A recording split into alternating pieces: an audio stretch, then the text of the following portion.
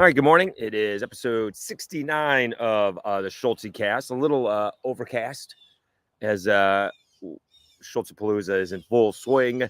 We have more people, I think, came in last night, but there had to be 24 people yesterday at the camp.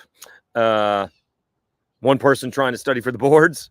I'm trying to put together the podcast, the lockdown podcast, but we're doing something from one of my aunts today who had passed away a couple years ago. I'm not exactly sure what that entails, but we got to go down there early, and then we're there for the duration. You know, usually we come home around 8, but they do a fireworks celebration down there, which again I'm not the biggest fan of. To be honest with you, one time the fireworks went into somebody, and they're not. It's not the safest of all things. I would rather not have anyone do fireworks near me personally, right? We do the marshmallows and the s'mores. That's pretty cool. And I think I'm going to have some friends come on down there today. So it'll be a lot of fun. All right. And the weather is supposed to hold off. All right. I got to learn. I got to go back to like 6th grade earth science. When does the sun set in Lafayette? Because it doesn't, like up here, it's not setting until 9 p.m. Right? I mean, I get home at 8:45, 9 o'clock, and it's still light out. I don't feel like that's the same thing in Lafayette. We're more east here. You would think that it would get darker sooner, but not the case. The tilt of the earth, I guess. I don't know. So yeah, it gets. So basically, we're going to be waiting until 9:30, 10 o'clock for the fireworks to start. And so it's an all-day deal. We'll see if we get a nap in or not. I'm going to try and do a Schultzcast here, a Lockdown Sunbelt podcast. We did go over the last couple of episodes what Phil still had to do. I got to reach out to Phil, see when we can get him on the Lockdown Sunbelt. We did. He picked Marshall second, and that was before Mitch Griffiths kind of decided to hang it up as the quarterback. We also went over the first, second, and third teams. We didn't go over the fourth teams. And the quarterbacks are not a surprise from the Sunbelt Player of the Year, Jordan McLeod, first team, all Sunbelt. Joey Aguilar, newcomer of the year, second team all Sunbelt for App. And Jalen Rayner, I think did he win the Manning Passing Academy Best Passer type of deal? And he's third team. So he's the upstart. All right. Couple of guys on the Cajuns, made the squad. AJ Gilly, Casey Osai. I think both were first team, right? I think both. Let me check that out. I think both were first team. And let's see what else. Let's see what other Cajuns made it. Casey Osai and AJ Gilly made first team. Cameron Whitfield made second team. Zalon Perry was a kick returner for the second team. Third team, Draylon Washington, running back. Jordan Lawson, defensive end. We're missing somebody in here, I thought. You did have Kenny Almendares making the third team. Fourth team, I didn't go over that, but you did Harvey Broussard. He could be the surprise in the conference this year. He was fourth team wide receiver. George Jackson, offensive tackle. He made fourth team. Cortland Flowers could be another pleasant surprise. Dez raved about him during spring, and that was it. All right, I thought I was missing one guy, Casey Osai, and again AJ Gilly. No Landon Marshall. That's or not Landon Burton. I'm a little bit surprised about that. Yeah, I'm a big Landon Burton guy. I think that's a missed cause. Okay. Another shoe drops. No surprise. Lauren Allred transfers to Texas Tech. Jerry Glasgow in his is a minute 8 clip of what he needs, and he basically said, speed, power, veteran catching, middle infield. So, so then check Maya Davis, speed. They also got a player from University of Washington, which seems to be, that softball team seems to be breaking down, maybe because that's got to travel to the Big Ten. I don't know. But they also got a spectacular player from University of Washington. But, the power coming from Lauren Allred. I presume Vic Valdez will go. There's your experienced catcher. Middle infield, Brooke Elstead was a shortstop and moved to third for the Cajuns. She could easily move back to short. I don't know what Texas Tech has at short. And then Chloe's going to be the pitcher. So I presume all of them will get there. And again, I do not begrudge any of them. All right. I don't know how highly recruited they are, but now all of a sudden they're going from whatever they were to the Cajuns to the Big 12. It's not exactly what it was with no Texas and Oklahoma, but okay. Having said that, I'm hoping they got paid. That is absolutely what I'm hoping for. Okay. And Jared Glasgow with a huge, transfer class may be able to turn them around. Again, this is not, don't make any mistake about it. This is not a rebuild. All right. Texas Tech has never been very good. They've had a couple of good years, but they haven't had a string of, 5 where they were good like 7 out of 10 years. No, they were good like 3 out of like 25 years. So that has not been a big stretch of continued excellence for Texas Tech. So anything that he does, maybe they win 40 games, maybe they go to a regional, will be a huge deal for the Red Raiders. It is a little bit disappointing. He's taking his players from the Cajuns, but it is what it is. But again, my biggest thing is I hope the girls are getting paid, whatever it is. And I hope whatever or whomever is alluding to how much they're getting paid. Maybe he's like, I got $5,000 for all of it. All right. And again, $5,000 is a lot of money. All right. I could use $5,000 right about now. That's right. I don't know if that's life-changing money. That's pay off bills money or upcoming bills, as the case may be. Right. That's not necessarily life-changing money. And if you're desperate for $5,000, it's going to be spent immediately. Right. And that, and I don't even know if they're going to get they're not going to get life-changing money, life-helping money. Right. I mean, if someone's handing Maya Davis $25,000, that's going to help her and her family some way. Right. I think she wants to be a doctor. Did I read that somewhere? I think she wants to be a doctor. Like, that's going to help out with school. Right. If she's smart, right. I don't know, but maybe buy a car if she needs a car. You could do that, or you just put the $25,000 away, right, and save it to help pay for medical school. Although that's not a whole lot to pay for medical school. So again, my biggest, I'm sort of obsessed with it. I realize that my biggest concern is that they're getting paid and they get paid what they're told they're going to get paid. That's the big thing for me, right? Because if you're told you're getting 25,000, and I don't know if it's going to be more, maybe it's 50,000. I don't know. But if you're told you're getting 50,000, you end up with 10,000, and then you lose. That's going to be disappointing, right? Like, your last game of the year is the conference tournament game that you lost, and you don't have the money that you were promised, and you're not playing in the postseason. That's where you're like, maybe the best decision wasn't what it appeared to be. So again, I'm hoping, and let's flat out say it, Jerry Glasgow is the one telling them how much money they can get. All right. He's been told, apparently, the Texas Tech is going to have NIL, and he's the one passing it on to the girls. It is what it is. So, I do wish them all the best. Again, I would think that they're all going. If we have not seen the girls come back out of the portal now, because Allison has been hired for, the better part of a week now, right? It was last Tuesday, right? It came down. It was last Tuesday when it was, I'd say, leaked. I don't know about leaked, but it came out.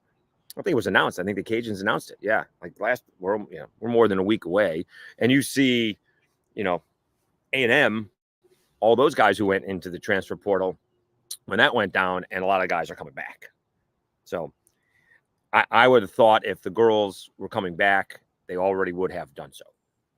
Right? Like that would have happened either in between the official announcement and the press conference, which was Tuesday to Friday, or it certainly would have happened over the weekend and into now, right? Let me make sure who's got this. There is a good follow up there in Lubbock, and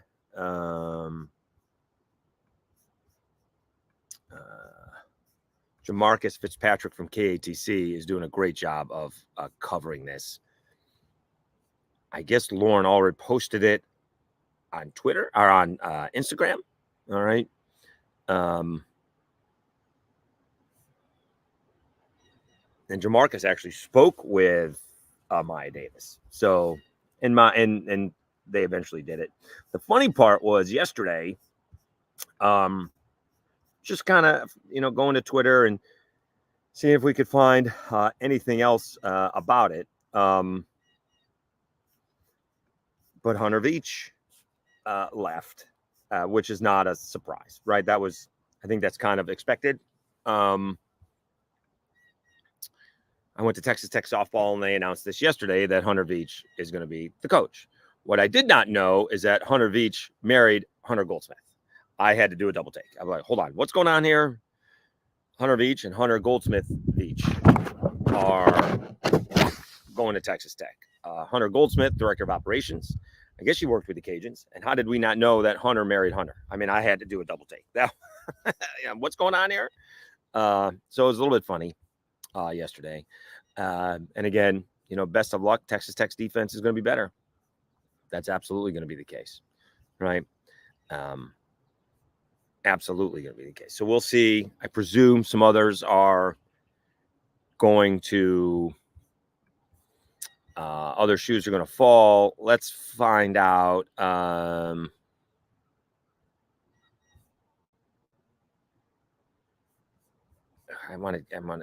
a reporter up there who's doing a good job of covering what's going on.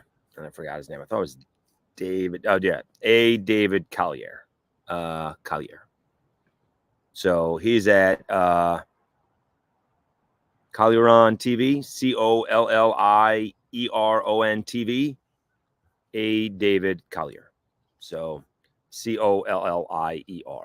All right. And he works for Red Raider Nation, sports director. Other kid in the studio on 107, and actually probably 100.7 the score. So he's a good follow up there as well. Let me go back to that. Let's see if he tweeted out anything. I didn't actually look. So Alana Johnson is the there's a power. Maybe not. It doesn't say how many games. She's got 20 home runs, 62 RBIs, 52 runs scored. I don't know how many years that is.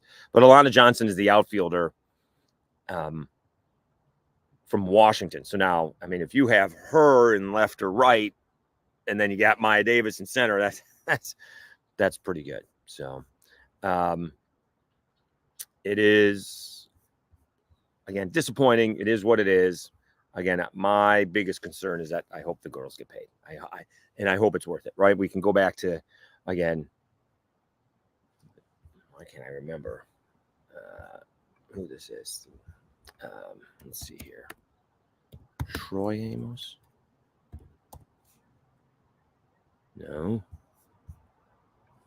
Trey Amos. Yeah, Trey Amos. Okay. Well, I don't know why I get that mixed up with Trey or Troy, but it's Trey Amos, that didn't work out in Alabama. Hopefully it's working out at Ole Miss, right? Hopefully that's the case at Ole Miss, or Zion Chris, right? Or even up here, Judah Mintz, who went pro, probably left. I don't know if he left life-changing money on the table, but he may have left high five, low six figures if he came back to play point guard for Syracuse Orange. And so, some of these lessons are tough to learn at an early age. All right, it is the Schultzcast. We'll do this for a little bit late this morning because Super Genius forgot to plug in his computer, obviously at home, and different routine at home, and I did not, plug in my computer before. I had to walk the dog early, then went to the Y, grabbed some coffee on the way back, and it gave me a chance to eat my bagel and then make the protein shake post lift, right?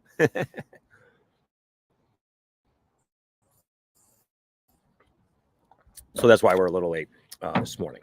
Heck of a ball game last night. I guess it was all is it the Aces, right? Las Vegas Aces against Caitlin Clark. I thought that was pretty good. I watched the first half, most of the first half, and I think 20,000 people for that game. My goodness. 20,000 people. I mean, that's I don't think that's what they normally draw. Let's see what the score was. 88-69. Aces beat the Fever. Kelsey Plum scores season high 34 as the Aces dominate Fever in the second half. What was the halftime scores? Because I thought it was. I don't want to hear this. I don't want to hear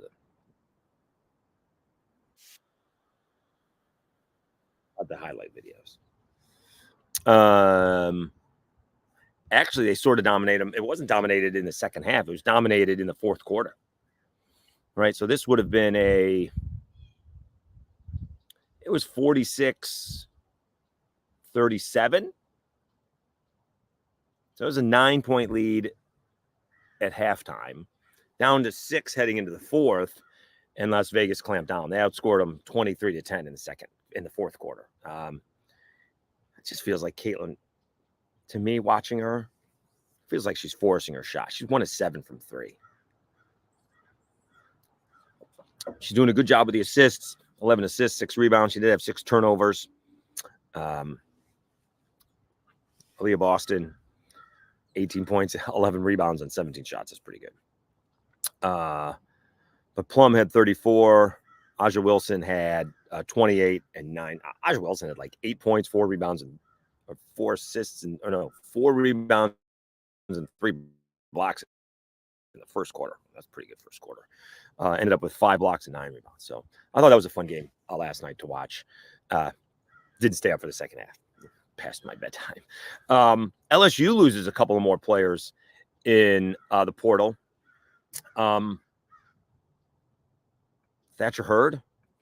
I mean, God, this guy went from postseason hero to, mop up duty. And now into the portal. Now, is that a guy going?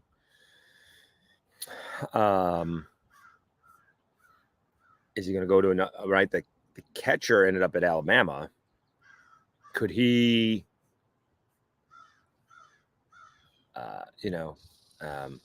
Does he end up at another? SEC school, or does he end up with the Cajuns? Right? Wouldn't the Cajuns take him? No, I mean, Justin Lohr is in the portal. Thatcher Hurd is in the portal.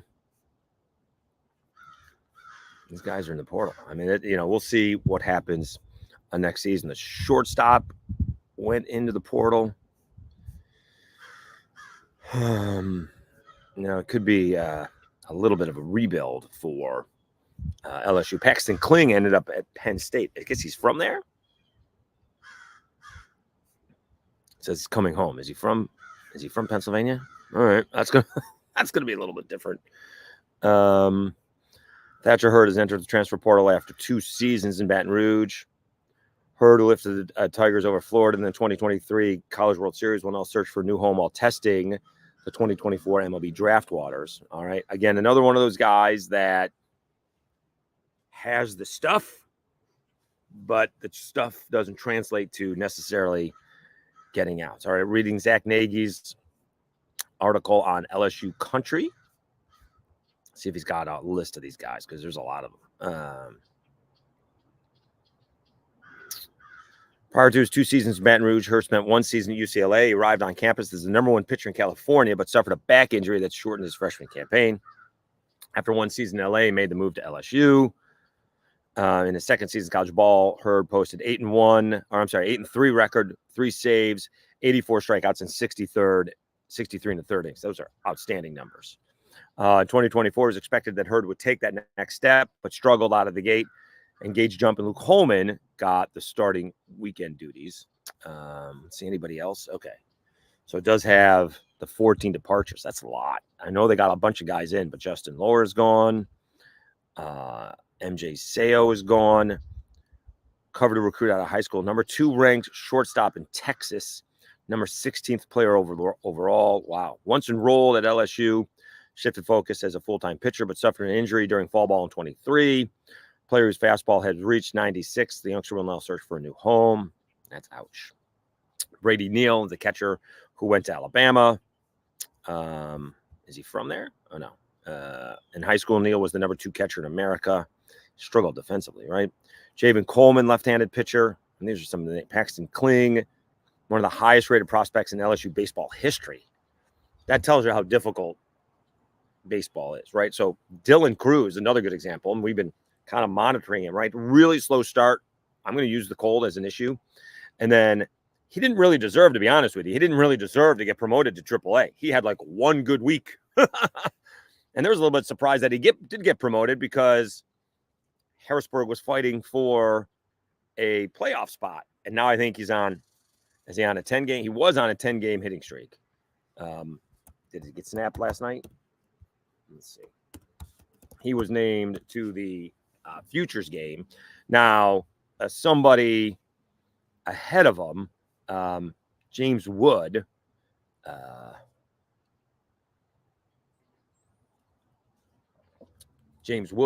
actually got promoted. He may have come over in one of the Soto trades, or the Soto trade, from the Padres. And his father played, get this, his father played on the Richmond team that beat Syracuse. I told my friend too soon. I think it happened in like 1990. So Cruz he got a 2-run double last night. So he's got an 11-game hitting streak, right? So again, this stuff is so tough, right? Paxton Kling, huge prospect, struggled in SEC play. All right. Let's see what Dylan Cruz's stats are now, because they're better now than they were before. I don't know why I'm saying Dylan Cruz, but Dylan Cruz stats. You go to, I think we can go to Baseball Reference, and it'll give the splits a little bit better.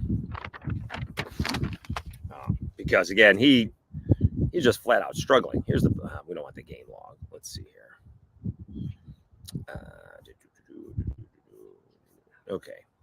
So in Harrisburg, we'll see. Well, yeah. Okay. So Harrisburg this year, he was hitting 274, but we'll split that up in a second. He's up to 259.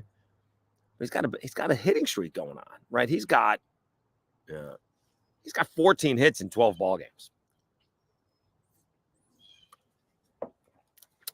He has struck out 10 times to just 2 walks, which was an issue in Harrisburg. He struck out 50 times to 16 walks. Let's see if we can find the splits. I think April and May is a big deal.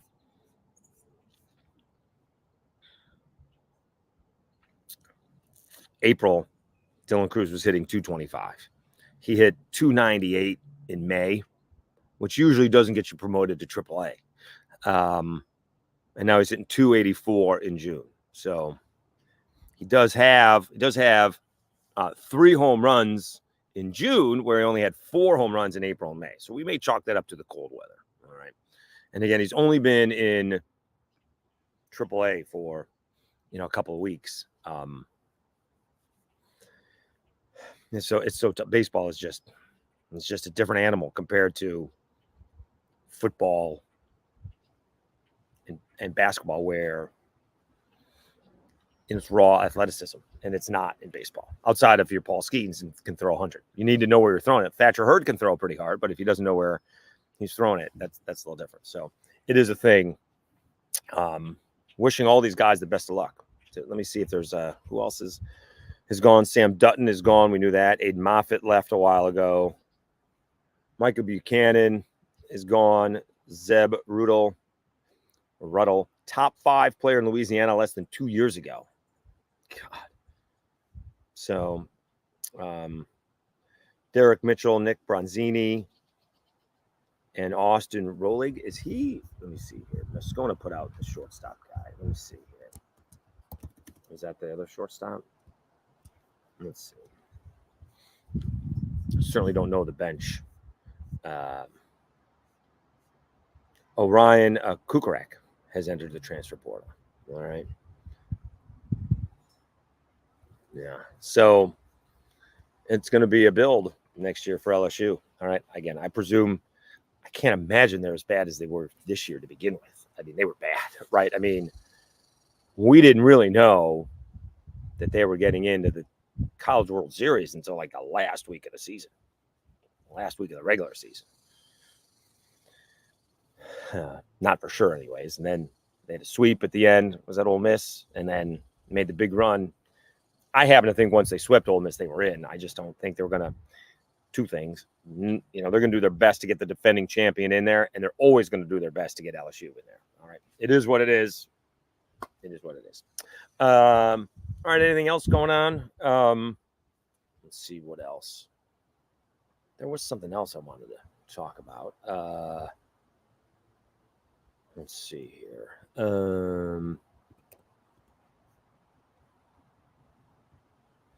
Let's see. I don't know if I put it down here. No, we kind of did all of that. Yeah. It's going to be a long day at the camp. I don't think anybody, only one here. So it's my nephew, who I'm sharing a bedroom with, and my nieces. They get the queen bed, of course. I'm not sure if they're up. One niece went to work out early yesterday. I'm not sure if she got up to go work out today. But again, it's a long day. And again, we're doing something special at the camp. So I'm going to hop in the shower and see if I can do another Locked On Sunbelt show. I am coming back. And again, I you missed it. I am moving on to go work for the Jim Beam Distillery. And that's going to be, I think I'm going to go up and back unless I actually can figure out a better way to ship all of the bourbon that I have. By the way, HR, I have 125 bottles. Can you help me out with that? Interesting. So we'll see if they, I'm not sure if I need to tell them that or not. Obviously they can see it. It's not a big secret now. But I was just going to drive it up there. The thing is, though, it's going to take me 2 days to drive up there, 2 days to drive back. I was going to crash the 1037 The Game or ESPN Southwest birthday party, whatever it is, on the 10th. But that leaves me to drive up there on Thursday, get there Friday. Can you look for places, you know, Saturday, Sunday, Monday? I don't know if I'm going to be able to write a check for that, you know. But then I got to come back and leave Tuesday and be back Wednesday. So the movers show up on Thursday. I'm ready to go. So when I get back home, I'm going to start packing. Although I'm going to let them do most of the packing. I will pack, you know, my stereo equipment, my bourbon, which will hopefully come with me to Louisville, and then like books and CDs. But other than that, they can do all the packing. I got to have room in the car for clothes, because that's going to, you know, who knows when the you know, movers are going to arrive. The one I moved to Lafayette, it was great because it was all one day. It was long one day, but it was all one day. And so we packed up, moved from Mobile to Lafayette. I had 3 people helping, 2 guys and a girl. And then they loaded everything. And then the 2 guys took off to do another job. And then 2 more guys hooked up with the truck or drove across, and they unloaded everything. And they were great. I mean, that's the best move. It was the most cost effective, and it was the best move ever. When I moved to Lafayette originally, I was in a hotel for a month because these guys wouldn't show up. I mean, I found a place within about a week. When I moved to Mobile the first time, I also found a place within a week, and I'm pretty sure they took like 48 hours to get my stuff. I feel like I moved in. I got to Mobile on a Saturday. Arrived in Mobile on a Saturday. I think I found a place on a Thursday, and I'm pretty sure they moved me in probably, I don't know, maybe it was Friday. maybe it was Saturday. It wasn't very long, not very long at all. So this is going to be a little bit more of a process. And I'm starting work July 22nd. So hopefully I can crash with my brother if I can't, if I got to wait for my stuff to come in. I got to be really nice to my brother, the doctor, and the sister-in-law here. And my nephew, Sam, here's the big story, right? My nephew, Sam, is going to college in, in a couple of months. And, big video game guy. I wouldn't call him a gamer, but he, plays the golf, plays the basketball, always beats me. But there's no way that his father is going to allow him to take the video game up to school, to begin with, right? And he's like, well, all the football players do it. And I'm like, yeah, all the football players do it, but the football players get up early, maybe lift, go to class, study hall, watch film, practice, lift again, all right, eat, and they might have an hour to play, right? They may get one game in. Whereas if you don't have anybody telling you what to do and when to do it, you're going to sit there from 8 p.m. to midnight and play all this and not study. So the idea being is that I will be able to hold on to the PS5 and play NCAA football. And so when he comes home for, say, Thanksgiving, Uncle D can hammer him in NCAA football. I presume someone's going to have a PS5 in college. All right, that's going to happen. And, you can play it up there. He'll find someone to play it with, I'm sure. But that's the big joke going on here. Right now. Okay, we should have tomorrow is a different day. I presume we'll go out to the lake tomorrow, but we actually have a function back in Syracuse. So I presume we're going down to the lake and then we're coming up here. I'm not sure how that's going to happen. I think my mother and father got married in Hotel Syracuse. My aunt and uncle got married in Hotel Syracuse. So we have a little shindig there. But Schultzapalooza is well on our way. We have a couple of the first cousins didn't make it last night. We actually have a second cousin here and her family. So that's pretty cool. How many? So she's my second cousin. And then is it first cousin once removed? What are my cousin's kids to me? All right, let's see here. My first cousin's kids to me. Let's see here. If your first cousin has a child, this child is your first cousin once removed. Okay. So far out of that, when we call him Jordan, so that's the youngest of the first cousin once removed. He's all of 16 months. He's a treat. No, he really is. He's outstanding. But then my cousin Sydney, her kids are here. David's kids did not make it. And I think Michael's kids and Dana's kids, we'll see who arrives today. So it is a it is a thing. There will be, I'm going to guess, I'll set the line at 40, and I'm going to guess more than 40 people will be in at Atisco Lake. At least for dinner. We're doing the dinosaur barbecue is going to be fun. So the dinosaur barbecue comes out to us. I'm sure it's all pre-cooked, and then they set us up with the food. So it's we are well fed today. So the idea is not to eat a lot of the chips and the junk food on the way. Even for lunch, I want to eat light. We'll see what they make. Yesterday we had some pizza, homemade pizza, and we'll see if we can have some fajitas. Right? We just don't want to eat a lot. Right? I'm afraid to get on the scale. We'll get on the scale when I get back home. I didn't get on the scale when I was here. I will get on the scale when I'm back home. I was 214, which is 6 pounds better than my lightest. We've been here for 2 weeks, and then we're going to hit the road. My brother drove from Louisville to Syracuse 11 hours, picked up his daughter in Cincinnati, and I think he does all the driving. I don't think my sister-in-law or niece do any of the driving. I can't do that anymore. We'll see how far I can drive. If I get up Do I do an early morning Orange Theory class just to get me going? Come out the door at 8. See, 8 to 8 can get you to Louisville. Let's see. That's 12 hours, right? But that's Lafayette to Louisville. That's a long drive. I'm usually not that guy. That's 12 and a half hours. And not that difficult.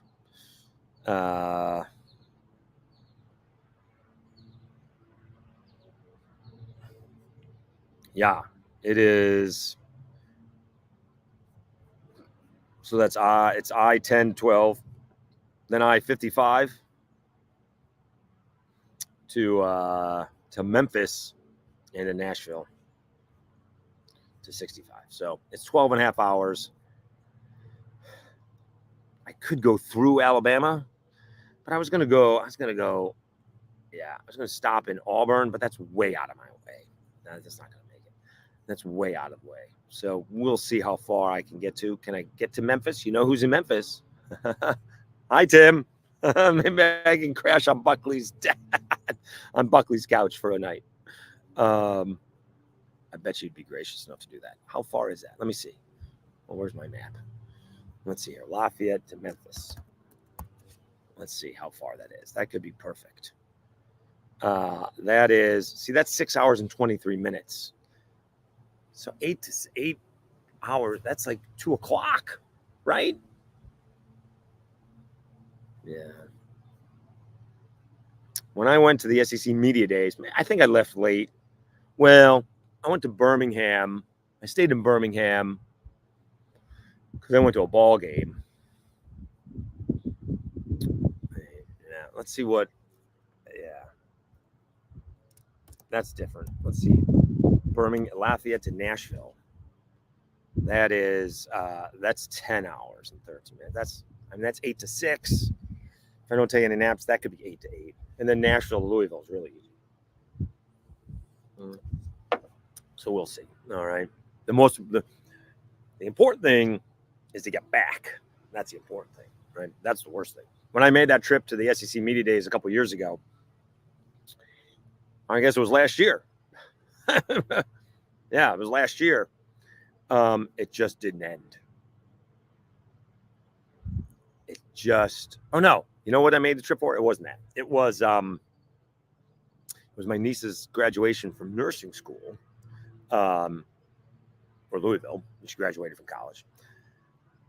But I was up there for a few days, and really easy getting from Louisville to Alabama. I'm driving back to Mobile. The drive to Mobile, that lasted forever. Yeah, like literally, the first part was 3 hours, and the next part is 6 hours. So how many miles is that? Oh my God, it just lasted forever and ever. I am not the driver that I used to be. I mean, I've driven across the country. I'd rather drive 6 to 8 hours. The problem is if you drive the 6 hours to Memphis, then you got another 6 hours to go. That's the only problem with that. You don't want that. Memphis to Louisville. I'd rather not. Yeah, that's another 6 hours. That's what you're trying to avoid. Maybe I stop and have a bite to eat with Buckley, and then go on to Nashville, and so I'm closer. All right, everyone have a great day. If you miss out on the 4th of July show, which we would probably have one, have a great holiday. Please stay safe. We don't want to hear about any, foolish accidents, whether it would be fireworks or alcohol. So please be safe. Thanks so much for tuning in. You've been watching the Schultzcast. Please subscribe. We almost got 1,300 subscribers on Lockdown. Somebody, I don't know. We're up to $12.99. I'm back down to $12.97. So I'm pissing people off somewhere. Thanks again so much, and we'll talk to you again tomorrow.